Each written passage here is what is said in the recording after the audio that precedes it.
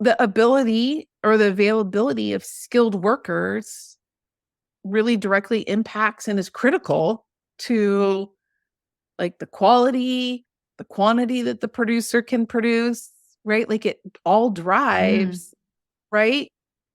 All of those, like the labor impacts all of that. This episode is proudly brought to you by Mapper Forward's workshop. It's time to become a coffee consultant. Learn how to diversify your revenue streams and create freedom from your day job while saying goodbye to that alarm clock forever by becoming a consultant within the coffee industry or directly to consumers who have shifted towards home brewing and home roasting. Protect your income from challenging times in the coffee value chain by taking this course today. Go to mapperforward.coffee/workshops or click the link in the show notes for details. Welcome to the Daily Coffee Pro by Mapper Forward, friends. I'm your host, Lee Safar, and this is episode 4 of a 5-part series where we're talking about coffee that is grown in Hawaii and the role that that's playing in the coffee economy globally in 2024. In this episode, I have Abby Munoz from Monarch Coffee Farms joining me for this series. And Abby, we're going to carry on from the conversation that we're having in the last episode where you were starting to talk to us about the idea of the next generation of coffee producers, the next generation of coffee employees. And in this episode, we want to talk about the availability of labor in coffee production in Hawaii this year in 2024 and beyond. But also, we want to kind of continue that line of thinking that you were starting in the end of the last episode, where the next generation of coffee, they have a different kind of, and when I say different, I mean this in a positive way. They have a different way of looking at the world, and we have to hand over that legacy to them as they emerge and age into being business owners. But we have a real struggle here with regards to the labor force, whether it's Hawaii, Colombia, Brazil. I guess Brazil has a lot more mechanized options with regards to picking, but they still have to have pickers and labor. Wherever it is, labor's a problem. And the fact that it's getting harder to find labor and more expensive to produce coffee, the next generation of business owners don't want to own the farms that their parents are handing over to them. So talk about all of that. Go. Oh, Start where you want to start. yeah. Like being a multi-generational operated, owned coffee farm, right? I see this, my children who are grown-ups, most of them. Half of my children are grown-ups. Yeah. And they're all awesome humans. Yeah, they are pretty awesome. They're listening, which they are because they're so awesome. They think that their mom is kind of a big deal in coffee. So, right. But let's talk specifically. Madeline is a marine scientist. She's doing marine science things, saving the world, saving the planet by saving the ocean. There's this, problem in our family. We breed passionate people. Such a problem. Such a problem. She's passionate about that. And so not likely to be a coffee producer. Jacob is in agriculture technology, right? So he works for the company that we used for our technology in post-harvest color sorting. He does coffee cherry fruit globally, Colombia, Hawaii, but primarily focuses on blueberries, cranberries, wine grapes. Right. So then there's Joshua. So he's not probably likely to be a coffee producer. He loves Hawaii and he loves our Hawaiian Spanish heritage that's really rich here, but he's not interested. He doesn't want to live in Hawaii. So it leaves Joshua. Right. Who's 15 and a half. And shout out to the badass that is Joshua. Number 1 farm tour guide, right? Correct. And so he has had a wonderful opportunity to have lots of exposure on the farm in all aspects of the coffee world, right? He sees the logistics, all of the processing from seed all the way to cup brewing. He'll be looking for a cafe internship coming up this summer and probably next summer as well. He has a couple targeted cafes that he's Nice. hoping to go for, both locally on island as well as on the mainland. But we have this conversation often, right? Like, why am I working so hard, Herculean Yeah. efforts, if there isn't the next generation, right? Like, isn't that why we work hard so that we can, like have a legacy and someone else will take it on? And I think about my parents, right? They didn't have, out of the six of us, I'm the only one that is in coffee. Mhm. Um, and so there's this Joshua, but he had, like, when I think of his generation, there's a kindness to them that allows for this greater awareness Mm. of the environment, of social responsibilities.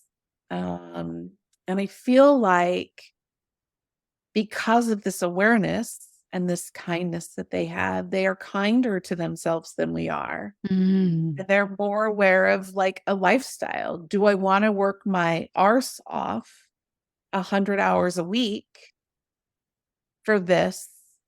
Or will I, do you know what I'm trying to say? Like, it's Yeah. really an interesting place. And so we've had a lot of conversations with Joshua about what's the next of coffee farming. And he says, Mom, like, I can't see me being the farmer. Mm. Loves and is passionate about marketing, advertising, building a business. He loves like the inner workings of the coffee roaster. Like, if he could be like a coffee, the word is like bubbling right Like a here, technician? technician, right? Um, and he loves the talk story and the giving, the being the coffee ambassador, right? Sharing his knowledge, sharing his love of the islands and the He coffee farm. brews a mean cup of coffee as well. He is a gun coffee brewer. Master of, oh man, the best Kalita and the best V60 I've ever, 100%. 100%. So, and it's always funny when people are like, "Hey, let me brew you. Hey, I got it. Let me Yeah. brew you this." And you're like, "Eh." Yeah. But not Joshua. Joshua's amazing. But yeah. So, right, it's his keen attention to detail. Mhm. But when we think about the future generation, right, it's not likely that, and that's what we're seeing, right? Like, there's just these farms, like older people, they're too old to take care of it. The kids are off at college. They are not interested in coming back. And I know that we're not the only place that's looking at that, right? I think it just hits home because I am a multi-generationally run, owned farm. Mhm. But I really feel like they have the ability to see better innovations that would be geared towards making production more efficient, more sustainable, right? Which ultimately affects the bottom line and the cost of producing that coffee, right? So, like, if I think about from Kona Coffee's perspective, right? The essence of Kona Coffee and its super unique taste profile, it's likely, right, that it's going to continue to be a sought after commodity Yep. if producers continue to grow it with, grow a premium product with a focus on quality and excellence, right? So I feel like there's that part of it that is simple, not easy, because there's not, I mean, like anything easy is not worth doing, but definitely simple, like it makes it simple. So how do we bridge the gap, right? And so because labor is such a crucial component of production, I mean, even down like all the way through to roasting, right? The ability or the availability of skilled workers really directly impacts and is critical to like the quality, the quantity that the producer can produce, right? Like it all drives, right? All of those, like the labor impacts all of that. So, like, for instance, prior to us having the Wico Tech coffee cherry color sorter, Mhm. that harvest we had just, the circus of coffee pickers that go from farm to farm to farm. And we train and train. I mean, I was painting their fingernails red. I was giving them red bracelets. I was showing them photos. This is the fruit selection that we're looking for. We were willing to pay premium product, hourly picking when everyone else was only paying like 78 cents a pound. We were paying like $1.20 a pound, like just really trying to incentivize. And no matter what, we would get just, we call it Christmas cherry. Right. And so then after they've picked all day, I now have to spend 10 hours sorting that coffee to get all of the unwanted fruit from that. So by purchasing that Wico machine, right, we're able to color sort, remove any green that we want and get the rejects, and use that as a byproduct. But right, like without that technology, and that saved, like, how do I pay someone $18 an hour for another 8 hours worth of work just to get another It's like, And is that the solution that you think is going to be table stakes for producers as we move forward? Is that going to be the standard kind of way that producers around the world are going to have to solve for these labor shortages, through getting equipment and automating so that they can replace that labor long term? I think for certain processes, right? I think that we may need to lean more into that technology. Right? That was a solution for us, right? Like the price of that machine was less than having two people's labor for the season to Mm, work that coffee. Right. And now I own the machine. I get to depreciate the value of, like, right off the depreciation. As we look into other revenue building streams, right? Like, am I going to start offering toll servicing on the farm, right. whether it's wet mill or dry mill processing, both of those. I mean, we are fully equipped, overly infrastructured coffee farm, right? Like, if you were to look at our infrastructure, you wouldn't think that we were only a 7-acre coffee farm, Right. right? We have acres, but this farm and then 122 down south. I'm pointing like you all know which way that is. Right. But we've my dad and was Sal, like their vision was, I mean, we were planting those 122 acres when Mm. coffee leaf rust hit, and we needed the infrastructure to be able to handle that volume. And so I think that in order to navigate like potential challenges, producers might need to lean into some kind of technological solution for some things, right? Not all processes are going to be able to work using technology, right? And we need to make sure they're not like if you're going to be a specialty coffee producer or Kona coffee producer, right? We don't want to compromise the quality that Kona coffee is known for. Um, and so what do we do? We don't have, like, we're not like Brazil or Kauai where we have flat ground where we can add mechanical harvesters. Um, I mean, who knows, right? Are So you I are you feel like, nervous about it? If you don't mind me asking, are you nervous about the future of labor and the availability of labor as a coffee producer? yeah, because number one, we face people not wanting to work, right?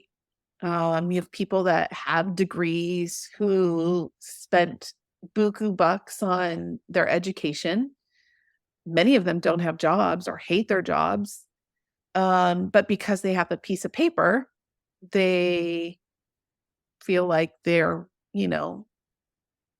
worth more money. And unfortunately, like, the economy is what the economy is. Yeah. And if, I mean, minimum wage just went up to $14 in Hawaii. It's building up to 18. over time, right? But you cannot survive in Hawaii at $18 an No, hour. no. I mean, the cost of living is, so expensive. And so how do you, like, what's the fairness, right? But I don't have a product that I can It's a negative feedback loop, which is these are our constant conversations during our consulting sessions, right?